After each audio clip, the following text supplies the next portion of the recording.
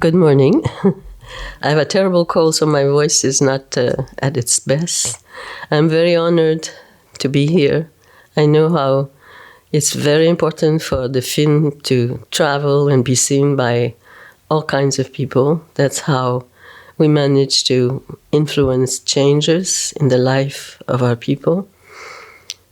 Jordan River Anderson did spend all his life in a hospital, but his legacy is so important.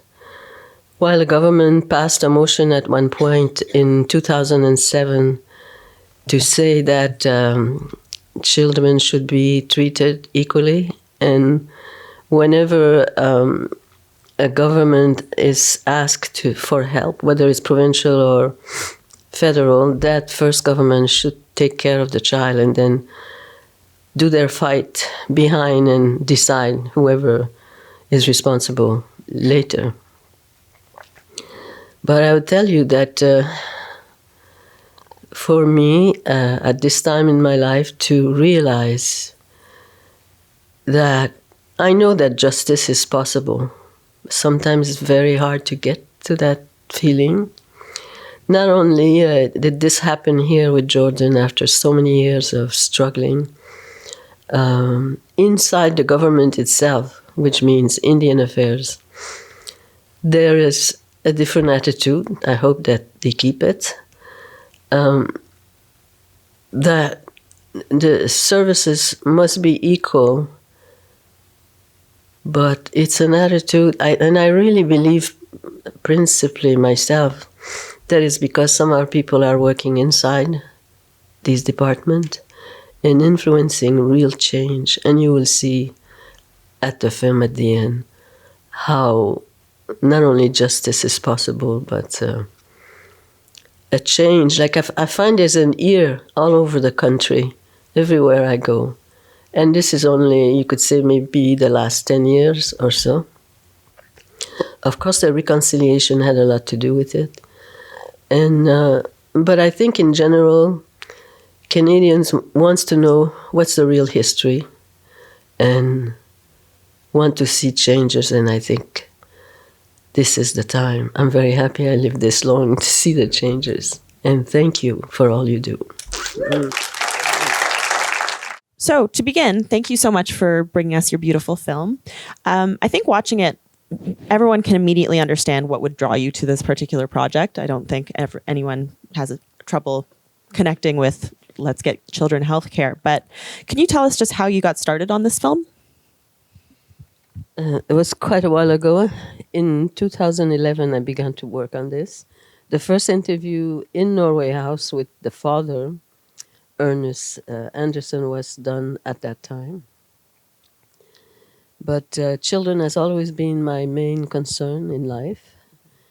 And at that time, I had heard of a young girl, Shannon Kustashin, who was doing a campaign to build a better school for her community.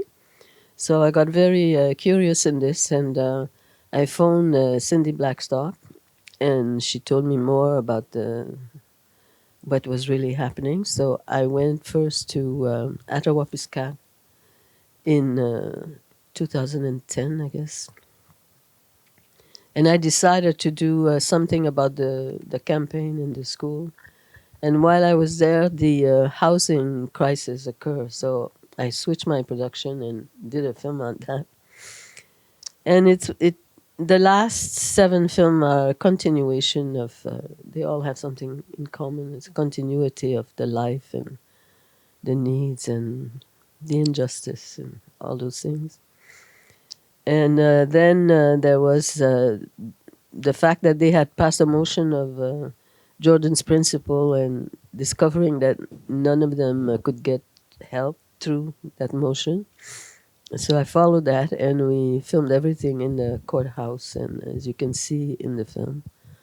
And of course, I got very attached to Jordan, and I never finished the film until now because there was nothing happening really to really make the change for our children to receive help. And finally, what happened this past year was very exciting to me, and this is why I decided to finish it. Thank you. One of the things that I find particularly notable about this film is how palpable the family's love is for this children. Can you speak maybe a little bit about how you translated that very strong emotion from them, the subjects, onto the screen? That's also was a very difficult thing. Excuse me. As you can see in the film, the mother cannot stay separate from her son in the hospital in Winnipeg. And of course, it was really devastating to the family because she would spend a long time in Winnipeg, and the children at home were going through very bad times. So it really destroyed the whole family in terms of everything in life. And it's important to notice that when you have such a story in a family, what it does to the others often is not noticed. But in this case, it was really difficult. Yeah. So I wanted the audience to learn something about Jordan, and as you can see, it's all amateur filming in the hospital, but I think it's very important to see him, no matter what the quality is of the film. Thank you. So the importance of home is frequently emphasized throughout the film and by the families themselves. Can you speak to how essential home is and how it's so central to the children's treatment and healing? First of all, in the past, when a child was born, the child was inseparable from the mother. This is how our people would always carry their children either on their back, on the noggin, or in the front. But a child, from the time the child was born to about 4 or 5, the mother was really inseparable from the child. I read that in 1680 or 1630, when the Europeans came here, they watched and they wrote that they couldn't understand why the people, these indigenous people, loved their children so much. They felt that they loved them too much. And the way to come here and do what they wanted to do and take everything was to separate the children from the parents. And that way, they would be able to control them. So that thought of separating children is very old here.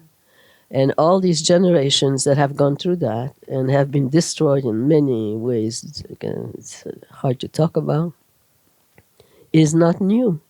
And it's horrifying when you read that and you see that the same way of thinking is there. So it's very hard to understand. Like, if you want to have help for your child, you either move off the reserve or give your child as a ward of the government. It's the same way that they're thinking. But now we're fighting back, and a lot of people have fought for years, for many generations, against these kinds of decisions. And I would say, really from the way that the school system was organized and teaching legally, officially, through books written by the church too, that our people were savages and had no dignity, had no culture, had no tradition. Our language, I've been told when I was a little girl many times, this is Satan's language. So that kind of thing, it starts when you are very young, and they succeeded of creating so much hate towards our people for many generations. And now, I would say the last 10 years or so, for the first time, I find that Canadians are really listening to us and want to know what the truth is and want to know what the real history is and want to see justice. This is what you see at the end of the film, which is such an incredible thing. I never thought I'd see this. that inside the government, of course, there's good people everywhere, and that have really been trying to make our life better. I think we'll take our first audience question now, if we can, if anyone has anything they'd like to ask. We'll wait, and in the meantime, so I'll ask another question while we're looking for anyone from the audience who'd like to ask one.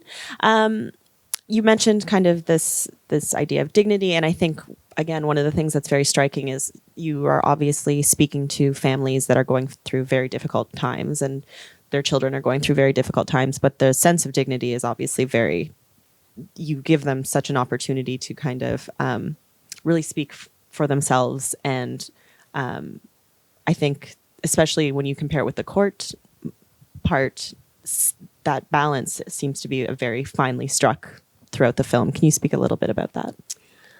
In the early 60s, first of all, in 1960 was the first year that we were recognized as Canadian citizens. Before that, we were like in the same section as immigrants that came here. Same department. And when that happened, the government at that time said that all the different nations could write to the government and identify their territories. So a lot of the nations have done that.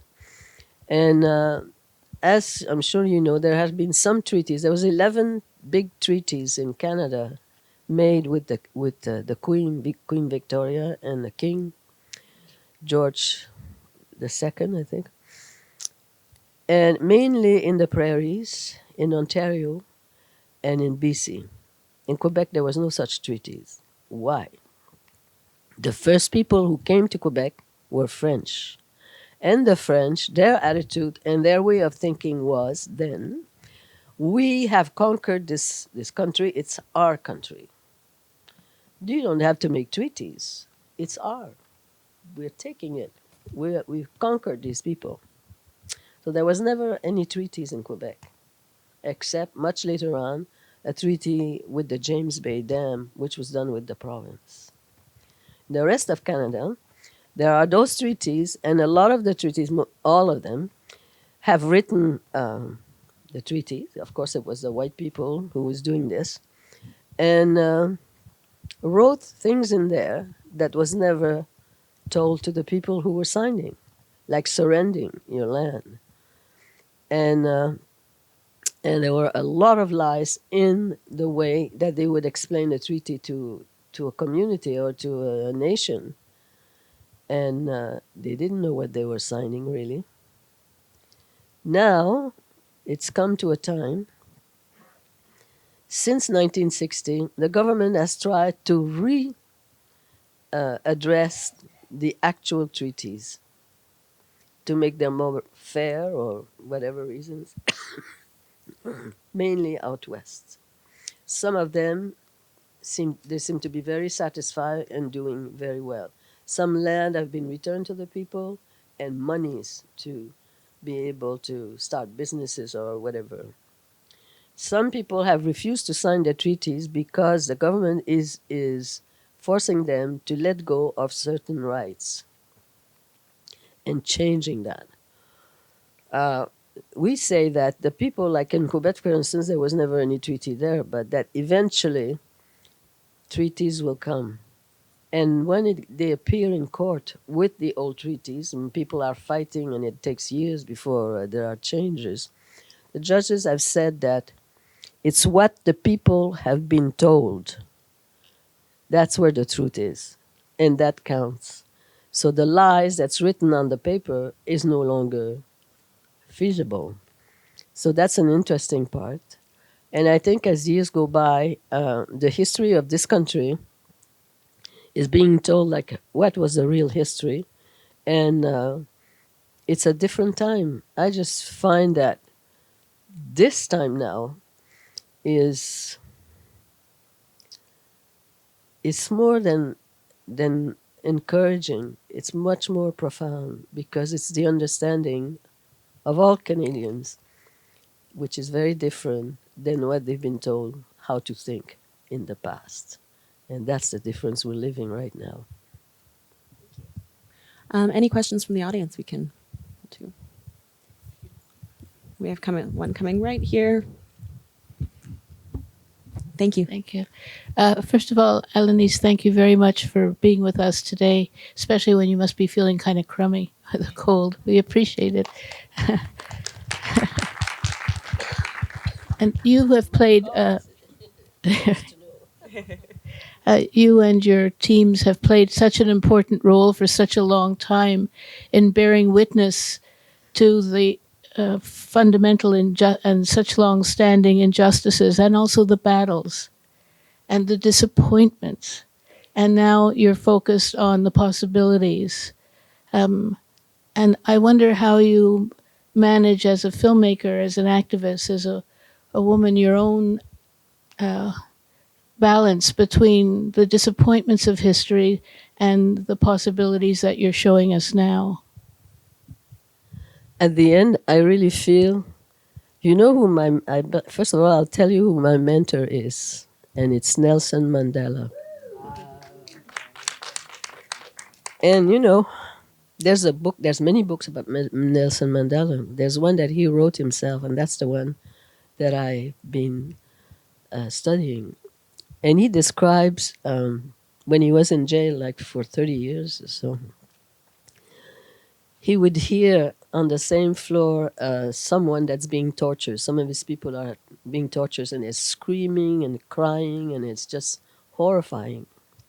He's screaming back words to those people to give them courage to stand the pain. They must live and they must survive. Another place, perhaps I'm not saying it exactly how it's written, but it's this feeling. He says that whenever he was often in the hole, because he was a lawyer, and he fought back, and he was just an incredible man. And he says that if somebody beat him or tortured him, that he always made sure he would meet the eyes of the torturer. And he said, I always saw a little light of something good. So you can imagine, in a time when you are being beaten and tortured, and to think like that, no wonder they made him the leader of his country. Anyway, I think of him all the time, and I find that it's very difficult. It's not that difficult. I'm 87 years old now, and I function. I can walk. I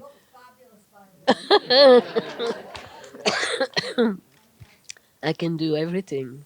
So as long as my health is here, I'm going to continue working, and I feel that I owe to life.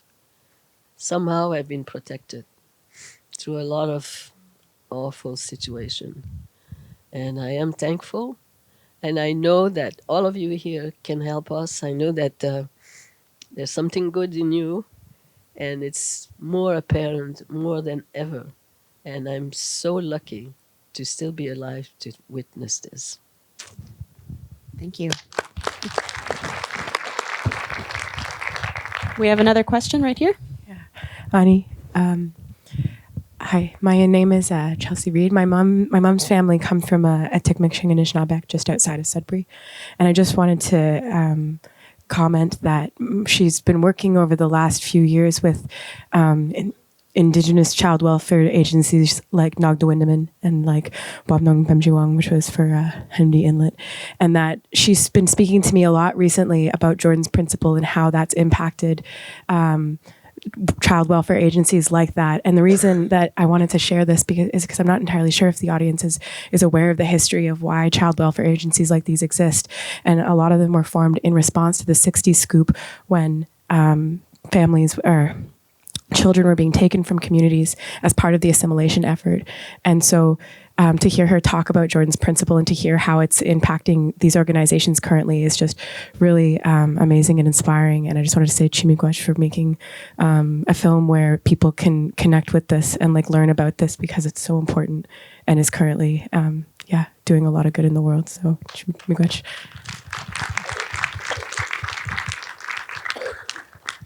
Okay, we have time for just one more question right up front here. I'd like you to address the difference between law and what is legal and policy, which I think enacts the law.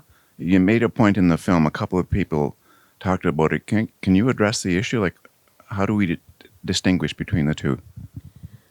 We're talking about Jordan's principle now? Yes. It is a law now. So, there's going to be a other election. Who knows what's going to happen? But apparently, I asked a lot of questions, exactly what you're saying, being afraid that perhaps another government comes in or that this government decides to not abide by this law. And that would be horrifying. But apparently, it's not possible. So when first they called it a motion when it was passed in the government, Jordan's principle. And now apparently it's become a law. And obviously there's a change because it's only since last October that they start giving all this money to all the people who had applied previously and had no help. So it's going back. It's not just the ones who are coming now as time goes by, but it's reparation to the people who were denied. And you know what? I never thought I'd praise the government Indian Affairs inside, but it's really great. And I really think that it's our people who have influence. Like you see the Dr. Gideon who's talking in there. Mm-hmm. This was the first time, I've been documenting the courtroom for a long time now. First time somebody from inside the government, Indian Affairs, talks like that. Before it was, oh, no, we're complying. We've done what we were told to do. Always defending, always, trying to give themselves a reason to continue the way they were behaving. And her, no. She says, no, it was wrong. The tribunal told us it was wrong, and now we're doing it right. We're abiding by the law. And I thought, oh, my God, it's so refreshing. And it's a Mi'kmaq woman who talks like that.